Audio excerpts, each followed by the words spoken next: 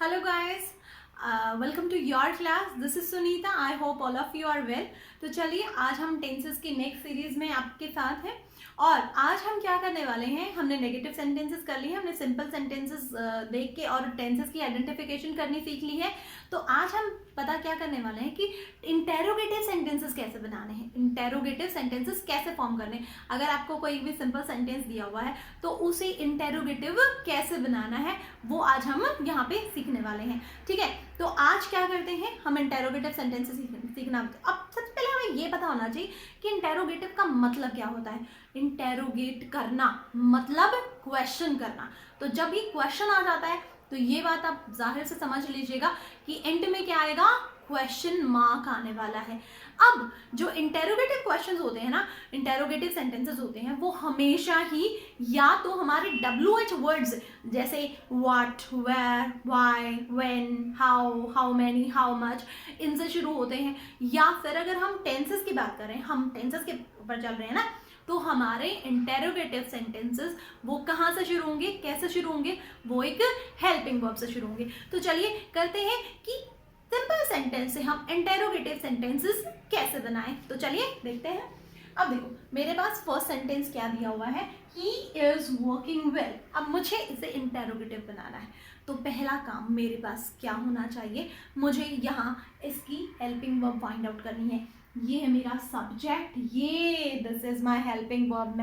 हमने वीडियोस में किया था ना, पिछले वाले वीडियो में किया था कि हमें हेल्पिंग वर्ब हमने याद करनी है पहले, तो ताकि हमें फटाफट से ये पता चल जाए कि हेल्पिंग वर्ब है कौन सी। तो ये मेरी हेल्पिंग वर्ब। अब मैं क्या करूँगी, और मुझे कुछ नहीं करना है, कुछ भी नहीं करना है, मुझे सिर्फ ये करना है, इसको आइडेंटिफाई करो और इसको घर से बाहर लेके आओ और वहाँ पे लगा दो क्वेश्चन मार्क। तो जैसे ये इज उठ के यहाँ से बाहर आएगा तो ये एच हो जाएगा स्मॉल और ये इज आ जाएगा यहाँ पे।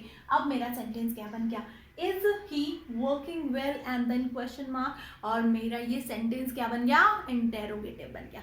देखो मैंने कुछ किया नहीं किया, ये मैजिक हो रहा है अपने आप। हमने सिर्फ क्या करना है, एक वर्ड को टच करना है, उसको उठा के बाहर रख देना, लास्ट में क्वेश्चन मार्क डाल देना और ये इंटेरोगेटिव सेंटेंस आपका बन के तैयार हो गया। चलिए नेक्स्ट करते हैं। तो अब मेरा शी क्या है, सब्जेक्ट है, उसके बाद मेरा विल क्या है, मेरी विल हेल्पिंग वर्ब है, विल क्या है, मेरी हेल्पिंग वर्ब है। अब मैं सेम इसके साथ करूंगी, मैं विल को यहाँ पे लेके आऊंगी और विल मैंने यहाँ पे लिखा और शी का मैंने एस स्मॉल कर दिया और यहाँ पे मैंने क्वेश्चन मार्क डाल दिया, यहाँ से विल को इरेज कर दिया। और अब मेरा सेंटेंस क्या बन गया है, Will she come late and then question mark।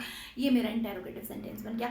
और देखो मैजिक हो रहा है ना, अपने आप सब कुछ हो रहा है, हमें कुछ भी नहीं करना पड़ रहा, हमें सिर्फ हेल्पिंग वर्ब को टच करना है और उसको लेके बाहर आना है।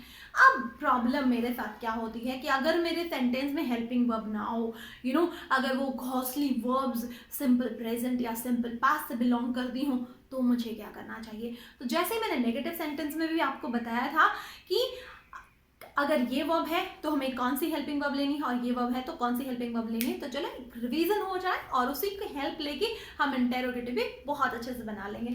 चलिए देखते हैं। तो Reena hates, Reena is my subject और मेरे पास ना कोई हेल्पिंग वर्ब नहीं है, तो मेरे पास डायरेक्ट मेन वर्ब है और मेन वर्ब में मेरे पास लास्ट में क्या है, एस दिया हुआ है। तो मुझे फटाफट पता चल गया क्या है, एस फॉर्म कौन सी होती है हेल्पिंग वर्ब में, हेल्पिंग वर्ब में एस फॉर्म कौन सी होती है, डज होती है।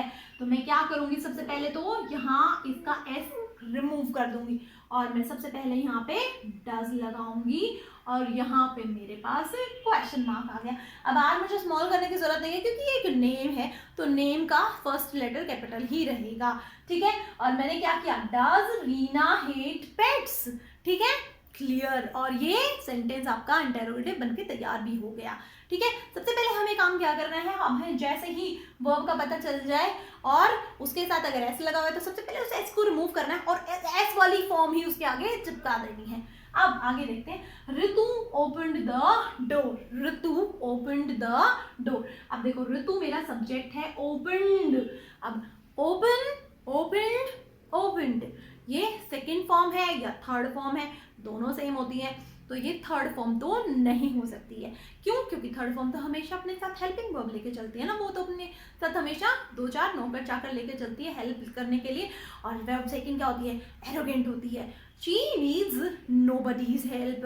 तो ये क्या है? 100% वर्ब सेकंड ही है। तो सबसे पहले क्या करो, इसको वर्ब फर्स्ट बनाओ, इसके पीछे से ईडी हटाओ, और वर्ब सेकंड थी इसलिए यहाँ पे मैंने डिड लगा दिया, और लास्ट में मैंने फुल स्टॉप को क्वेश्चन मार्क में चेंज कर दिया। And here is my sentence, and the sentence is Did Ritu open the door? और मेरा इंटरोगेटिव सेंटेंस बनके रेडी हो गया।